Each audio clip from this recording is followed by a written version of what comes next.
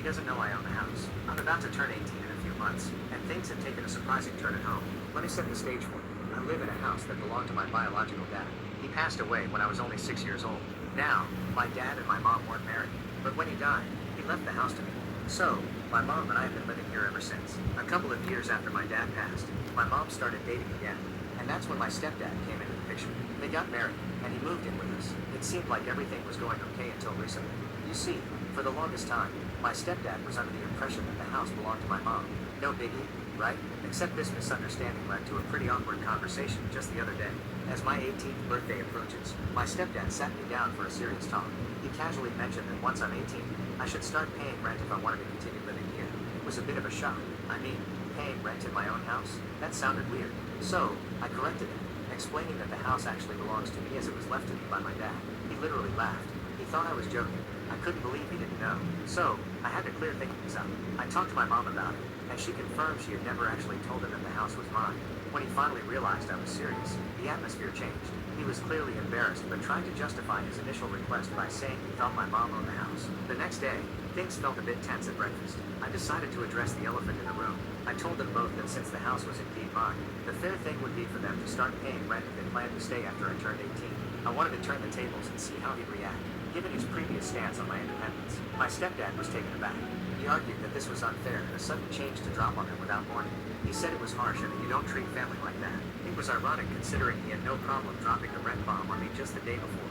He tried to defend his point by saying that his initial idea was meant to help me learn financial responsibility and prepare for adult life. But I shot back, asking how it was any different when he lives here without contributing financially. What does that teach him? I asked. The argument got pretty heated. He accused me of being spiteful and trying to get back at him. He ended the conversation by calling me out of line and walked away. My mom stayed quiet during most of the argument, but later she told me she thought I was being too hard on him. She agreed that he shouldn't have asked me to pay rent, but she felt my reaction was pushing the family toward a split. Despite the blow-up, life went on as usual, but with an unspoken tension in the air. Over the next few weeks, we all kind of danced around the topic. I spent a lot of time thinking about family dynamics and the concept of home. It wasn't just about rent. It was about respect and understanding, about acknowledging each other's positions and feelings. I decided to have another conversation with my stepdad. This time, I approached it differently. I explained that I wasn't trying to kick them out or act spiteful. I wanted us to act like a family that supports each other, not one that takes advantage. I suggested maybe we could work out a system where they help with some bills or maintenance costs instead of traditional rent. It would be a way for all of us to contribute to our home and help maintain it. This conversation went a bit better. My stepdad seemed to understand where I was coming from, and we agreed to sit down with my mom and discuss a fair solution. It was important to me that we all felt like we were being treated fairly and that home remained a place where we all wanted to be. Looking back, I learned a lot about handling difficult conversations and standing up for myself. I also saw the importance of clear communication and respect in keeping a family together, even when things get tricky. It was a big moment for me, stepping into adulthood not just in age but in understanding and managing real life situations. Am I the a-hole here? Now for some comments. Not the a-hole. Charge him rent. It's not spiteful. That's what adults do. They either buy homes or pay rent for the places they live. He doesn't think you should be allowed to live rent-free when he thought your mother owned the house, but he thinks he should be allowed to live rent-free. Tell him to cough up or leave. Edited to add. By the way, he told you that you have to pay rent in a house that he doesn't even own. Even if your mother did own the house, any rental agreement should have come from your mother, not him. You are not his child. He has no business parenting you, even if he had the best of intentions. When he tells you he was only doing it to prepare you for life and adult responsibilities, I call BS. If that's the way he truly felt, then he would have gone through your mother since she's related to you when he thought it was her house. It wouldn't surprise me to learn that he was hoping that you'd pay him rent, lining his pockets with free money, collecting rent on a house that isn't even his. It's unfair because it's a sudden change? Gee, it was perfectly fine when the sudden change was happening to you. Not the a-hole. He needs to act like an adult and pay his own way in life. Get a rental contract and make them sign it or start the eviction process. You know that he would 100% make you pay up or get out. Not the a-hole. No. When the shoe is on the other foot, your stepdad is all about taking care of family.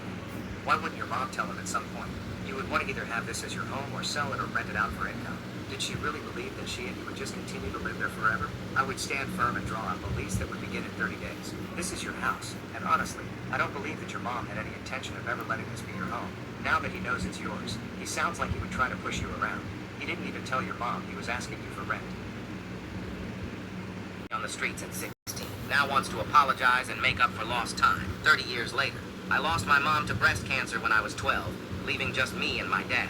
It was a tough time, but we got through it together.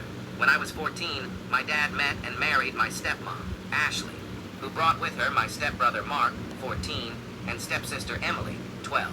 I got along well with Ashley and Emily, but not so much with Mark. He and I were always getting into arguments and fights. My dad always told me to give Mark a break, because he had been the man of his house for a while, so this was all new to him, as if it wasn't new to me too. When I was 15, I met a girl at school named Lisa, and we started dating as much as one can date at 15. However, Mark apparently had a crush on her, and was mad that I asked her out. He started a fight over it, in which my dad had to intervene once again. Somehow, I again was made out to be the bad guy. One day after my 16th birthday, my stepmom was putting away my laundry and started yelling, which was awkward because my girlfriend Lisa was there. We all ran, thinking the worst. When we got to my room, my stepmom was holding several pairs of my stepsister's underwear, yelling at me, asking why they were in my drawer. I had no answer, as I'd never seen them before. Of course, no one believed me, no matter how much I protested. Then Mark piped up saying he always caught me staring at his sister and thought it was creepy. He even said he caught me once saying I wished I could marry her, obviously lying, but that was all it took. Lisa slapped me, called me a perv, told me we were done, and walked out. My dad grabbed me by the arm and threw me out of the house, yelling that he wasn't going to put his daughter at risk from a perv. Not the word he used, but you get it. I banged on the door, crying and telling them it was all lies told by Mark. My dad had apparently had enough. I heard the locks. He opened the door, shoved me to the ground, and told me to get lost. I told him I had nowhere to go, and he said that wasn't his problem, then closed the door. I found myself on the streets with nothing to my name and no place to go. I tried calling my dad's parents, but he had already called them, and they told me they wouldn't help a perv. My mom's parents had passed away before I was born. I lived on the streets for 2 years, doing what I had to in order to survive. No kid should have had to do what I did just to live.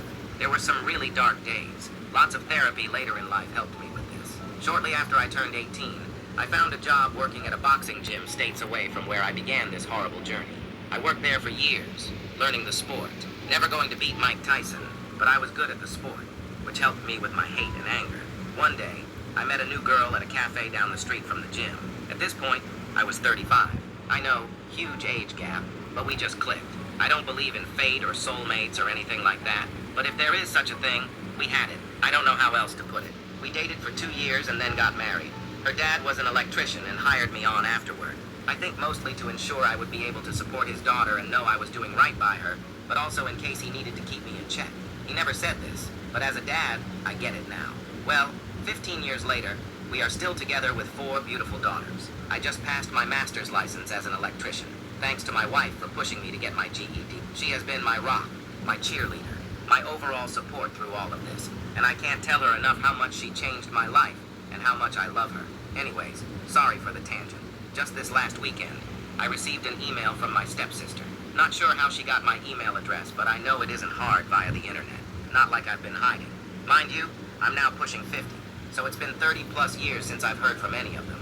It was a long, long email. Not gonna give you all of it, but the gist of it is, they now know what really happened. Mark, I guess, was busy drinking with his buddies on Friday, and somehow my name was mentioned. Mark started bragging about how he set me up and took my girl. Yep, Mark and Lisa got together and married all those years ago. They were all laughing, hoping I passed away on the streets. Bunch of rude and vile stuff. Guess he forgot Lisa was there, and she heard it all. She called my stepsister to let her know. Emily spent all weekend trying to find me. Like I said, the email was long. Short of it is, they want to apologize face to face, although it was already said in the email multiple times, and want to make up for lost time. I'm indifferent to the idea. I have no ill feelings towards Emily. She was young and had no real say in the matter. But with lots and lots of therapy, I learned to let go of that hate and anger, and to let go of them as well. With all the love I received from my wife, kids, and in-laws, it's all I really need. I'm of the idea of just deleting the email and moving on like nothing happened. My wife thinks I should at least respond, even if to say something snarky like, "Thanks for finally believing me. Only took over 30 years. Did I mention my wife has a mean, petty streak to her? Lol, she's awesome. Guess I'm not asking for advice, just wanted to share my story." Parents canceled my birthday party because of my spoiled younger brother. I'm 20 meters, and it's happened when I was 14. I have a brother that's about 6 years younger than me. and he was extra coddled by my parents for having been diagnosed with high-functioning autism when he was 4. But other than that, he seems very normal, just unbelievably spoiled, and he used it to get his way a lot. And by a lot, I mean nearly all the time. Anything I had, he also had to have. So that meant we had doubles of almost everything that wasn't shared items. And anything he had that I didn't, he'd rub in my face any way he could. When I was 11, I begged my parents for a 3DS for my 12th birthday. I got one, but then was told to lend it to my brother whenever he wanted it, or else I'd have it taken away. Which it was, a lot. When my aunt found out after seeing my parents forcibly take my 3DS out of my hands to give to my brother on one of her visits, she let loose on them for such blatant favoritism. They returned my 3DS immediately, then blamed me for the situation after my aunt left. But they didn't make me give it to my brother again. Instead, my parents went out a few days later and bought another 3DS as a surprise gift for my brother. On several of mine and other people's birthdays, my brother made a huge fuss because the party wasn't all about him, even going so far as to outright state that he was upset because he wasn't getting any gifts or getting to blow out the candles on the cake. My parents learned the hard way that they couldn't enable my brother the way they'd have liked at those parties, and were actually kicked out of a few for trying. And because of that, other kids at his school stopped inviting him to birthday parties altogether. For me, my birthdays were some of the only days I had that I got to have about me, because otherwise my parents forced my life to revolve around my little brother. And a year prior to when this story took place, my parents ended up paying more attention to him the entire time of my 13th birthday, and even asked me if I'd let my brother blow out my candles for me because he was upset and pouting. I refused it because I wanted to blow out my own candles. They called me a spoiled brat at first, till my aunt intervened and chastised them on their favoritism yet again, and stated how much she had noticed how my brother gets nearly everything between the two of us just because he's autistic. My parents got no support from anyone else there other than my brother, who was still crying because he wasn't getting to blow out my candles, and because he didn't get his way. He tried to outright spit on my cake out of spite, but blocked him before he got the chance, then scolded him till he ran to my mom in tears. My parents took a lot of heat from the other adults there, and then promised to never ask me to let my brother blow out my candles again, but they pretty much just went through the motions for the rest of the party. My aunt pretty much took over coordinating everything from that point. The following year, a couple of weeks before my birthday, my parents sat me down and told me they were still going to give me some gifts and a small cake, but my birthday party was effectively canceled to avoid my brother having another meltdown. I told them I couldn't believe they were doing this to me, and they just seemed to shrug it off without a care. So at school over the next week, I told my friends, my teachers, and even my school counselor. All of them were appalled by my parents' lack of consideration or empathy. The vice principal even found out and consoled me, and all of this got back to my parents through social media. My parents ended up grounding and gaslighting me for telling so many people. But that didn't stop me from still telling everyone at school that I was grounded for just being upset my birthday was canceled for no good reason. I guess that made it a lot worse because several of my parents' own friends, along with parents to other kids in my school, called them up or sent them FB messages basically saying, "What the hell is wrong with you?" And suddenly I was ungrounded. I didn't get an apology either. My dad just walked into my room with his arms crossed, told me my grounding was over early, and then walked out. That was it. I thought my party was still canceled because nobody said anything about it. And my brother thought it hilarious and rubbed it in my face that I wasn't going to get to celebrate. But by the end of the 2 weeks, my parents held a surprise party for me at my favorite restaurant, and then started claiming that was their intent all along. I knew it wasn't. From what I'd seen, everyone was incredibly unhappy with them for what they did, and it showed with any interactions family members had with my parents. So they ended up doing the surprise party to try and save what little of their reputations they had left. But I'm pretty sure they had to pay through the nose that day to just accommodate me. I got dinner with all my friends at my favorite restaurant that had a small arcade,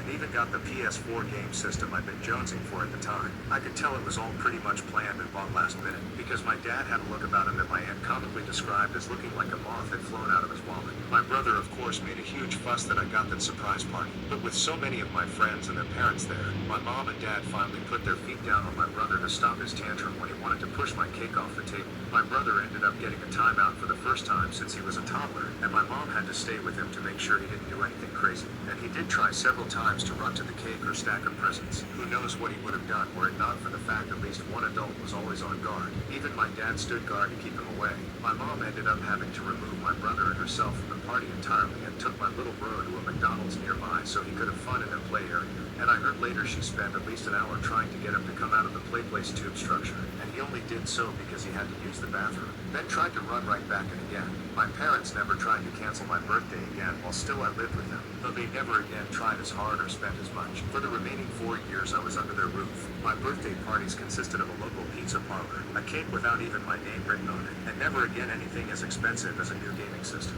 I don't mean to sound spoiled, but I was a bit disappointed I never got a cake with my name on it again. My aunt called my parents out on that each year, and each year they claimed they forgot to get the cake decorated. I'm pretty sure that the reason my name was never written on another cake was because my brother always refused to eat pieces of cake that had writing of someone else's name on it at any party, and they couldn't put his name on any of my cakes, or it would have looked very bad for them. But the fact that I still got a day that was just about me at all and not my brother was still fantastic in my book, especially because just about everything else revolved around it. During each of my remaining birthday parties while still living at home, my brother made a fuss, and my mom took him somewhere else to calm him down. I was still required to share my PS4 with my brother, but it was still mine, and I took it with me when I moved out at 18.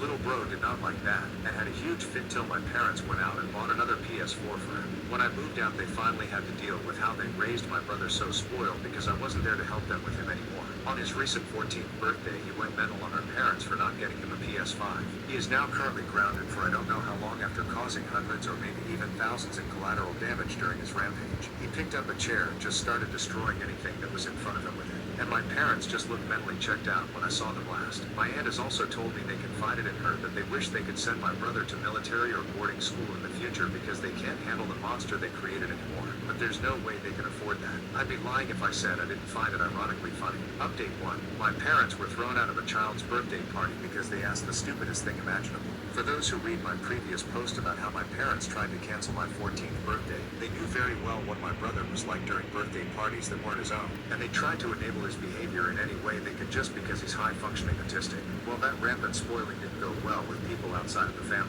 Like it all. This happened, I think, when my brother was around 6 to 7 years old. A neighbor boy down the street was having his birthday party, and my brother got invited because they were sort of friends, but probably because they knew my parents would bring a gift. And they did. Don't remember what it was though, nor do I really care. My parents dragged me along to this party, even though I'd have rather stayed home and played video games. I was bored and sitting down almost the entire time, so I got to witness pretty much the whole situation. It's Permission? Peak middle class life. when my brother was caught picking up gifts off the table and shaking them. The mother of the birthday boy told him to stop, and my parents tried to defend my brother and say he was harmless. But the lady knew what my brother was really like and had my parents move him away from the presents. There were some games that the kids were playing. Don't remember what they were, but I do remember my brother trying to be the center of attention as much as possible. With each game, the birthday boy got first pick/turn on them all because it was his birthday. But my brother freaked out because he didn't get to be first. And my parents did ask the birthday boy's mother if my brother could get the first pick/turns. And the lady not only refused, but told my parents to get my brother under control or we'd all be asked to leave. Then came time for the cake. The mother lit the candles for the birthday boy and the adults started singing the happy birthday song. They only got as far as singing the birthday boy's name in the song before my brother burst into a tantrum at the table. He grabbed the side of the table and started trying to violently shake it. My parents had to hold my brother back for a moment, and then I saw my mother go up and talk to the mother of the birthday boy again about something, and the poor lady looked positively disgusted,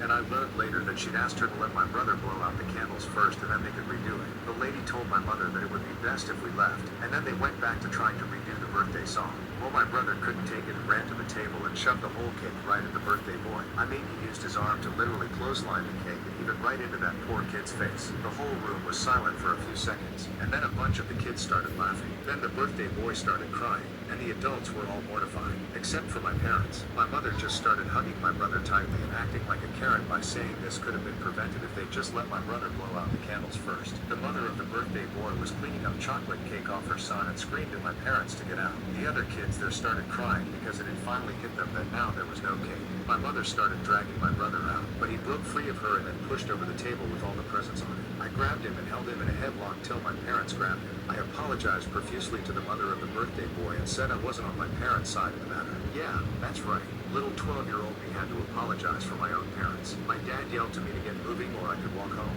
I said I'd walk home. It was literally a quarter mile down the street. I stayed and helped clean up the mess my brother made. The lady thanked me and said that I was a good egg, but my brother was just rotten. Someone went out and got another cake while the birthday boy had to take a shower because he was covered in cake. All of the mess was cleaned up, and they redid the birthday song. After the party was over, the mother of the birthday boy wrote something out on a piece of paper. It was a handwritten invoice to my parents for the destroyed cake, along with a written threat to call police as someone there with a camera caught everything. I handed the invoice to my parents and they really didn't look happy when they read it. Then they gave me the cash and told me to take it back to the lady. So I did, and that was pretty much it. Neither that kid or his family ever associated with my brother or my parents ever again. But the messed up thing is that at another birthday party months later, the same situation nearly repeated entirely. My mother asked the parents to let my brother blow out the candles first, gave BS excuses as to why, and they outright refused and my mother acted like a total Karen. My brother tried to knock down the cake. I was on guard and intercepted him. Then we were told to leave.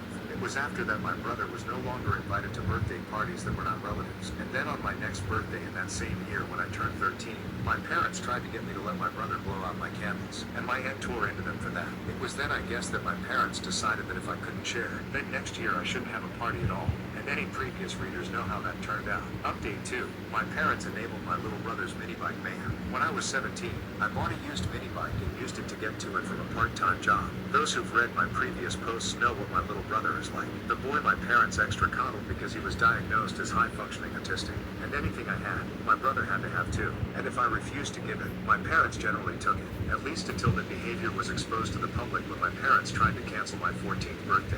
After that my parents stopped forcing me to give my stuff to my brother whenever he wanted it. And that led to some extra huge tantrums from him. My brother would look for A&A has chosen to take things around the house to throw to the floor and break. Usually dishes. My parents actually stocked up on plates from second-hand stores because of that. When I got the mini bike, my brother was upset I would never let him ride it, but he's destructive with all his stuff. Every time he broke his BMX, I'm the one who had to fix it. Change a flat, new pedals, new tire, new handlebars, new brake line, etc. He's got a stuck BMX that he begged for, and my parents spent hundreds on it. But as much as he loves it, he never fixes it himself or properly takes care of it. Just calls me over begging me to fix it. My parents got him the parts and have the tools, but he never bothers to do anything more than pump up a tire. And even then, he usually tries to get someone to do it for him. He's also very careless at where he leaves the bike. He left it in a neighbor's driveway and its handlebars got run over by the neighbor's van. He somehow destroyed the pedals and a new pair had to be put on. He broke the rear brake line while having a tantrum too. The tire was understandable though since those were out, but it wasn't hard to swap it. And I shouldn't have had to come over on a Saturday to do it when my brother is perfectly capable of doing it himself. So damn right I'm not letting him take my mini bike on a joyride, especially with gas prices being so high these days. The mini bike gets like 60 miles per gallon. So what that it only goes 40 miles per hour. I only have a 5-mile commute anyway. About a month before my brother's 14th birthday, my parents called me begging me to come over and fix the BMX again. Little bro had worn the rear tire down to its threads. I was annoyed, but I came over anyway because they offered to pay me. I swapped the tire and sat down for a bottle of water because it was like 100 degrees that day. My brother watched me work on the bike till I was done. His helmet was on, so I figured he was just waiting to go riding on his bike. But the moment my back was turned, I heard my mini bike start up outside and then take off.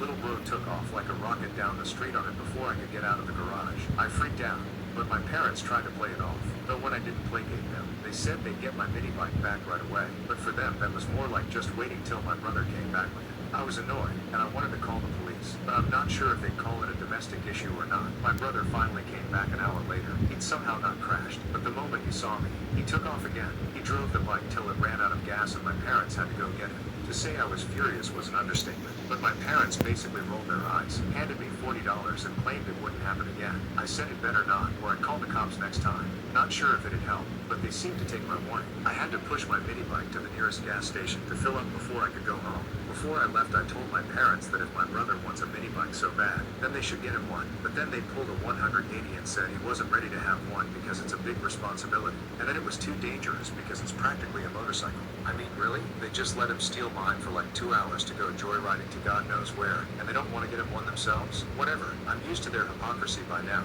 The last time I went to my parents' house, my brother was massively grounded and in his room for his birthday rampage I mentioned in my first post. But just to be sure, I pulled the spark plug wire off my bike before I entered the house. My brother was glaring at me from his window when I left. I just gave him a goofy wave and drove off. Update 3. I suggested to my parents that they sell a bunch of my brother's stuff to get some of their money back for his rampage. They did not hesitate. But wait, there's more. Well, a while ago someone here commented the idea that my parents should sell a bunch of my brother's stuff. So I talked to my parents about how they could probably recoup some of their losses from the birthday rampage by selling a lot of my brother's stuff. I was surprised by how readily they agreed it was a good idea. I mean, it was like a light bulb moment for them. Then over the weekend they had a big garage sale. They sold my brother's bike, his video game systems, everything. I went to help out with the sale and could hear my brother crying in his room. All of the video game systems he had were sold, and I mean there was a lot of them. He had a GameCube, a Wii, a 3DS, a Switch, PS2, PS3, PS4, Xbox 360,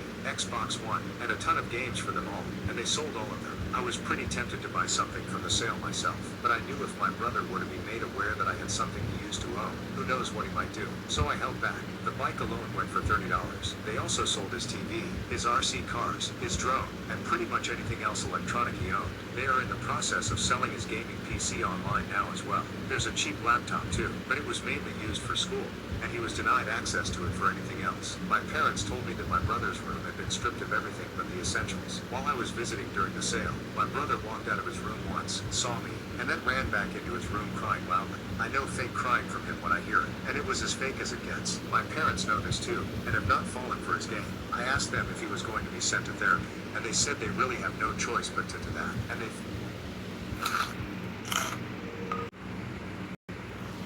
fully admitted this was all their fault for enabling him for so long. I could have rubbed it in their faces, but I think the look they saw on my face was enough that they understood. For the past several years, they've been in progressively worse and worse denial about their bad parenting. Friends and family have been telling them for a long time now that they went way too far spoiling my brother, and that not only would it come back on them one day, but it'd also mean that my brother may be incapable of functioning as an adult. And if that's the case, he'd expect someone to provide for his every need forever, and I would not become his caretaker when they become too old. My brother hadn't shown much improvement over the next few weeks. He was still being a brat, fake crying, getting into more trouble, and even stole another kid's cell phone at school. He was caught playing on it in his closet, and my parents had to return it to the school to find out who it belonged to. Last week I had an idea and suggested a family intervention. My parents were hesitant when I brought it up, but they reluctantly agreed to it. I'm sure their hesitation was because an intervention would put them on the spot along with my brother. Then on the next possible day, all close family and some friends could gather at my parents' house. We formed a circle of chairs in the living room. Initially without my brother in the room.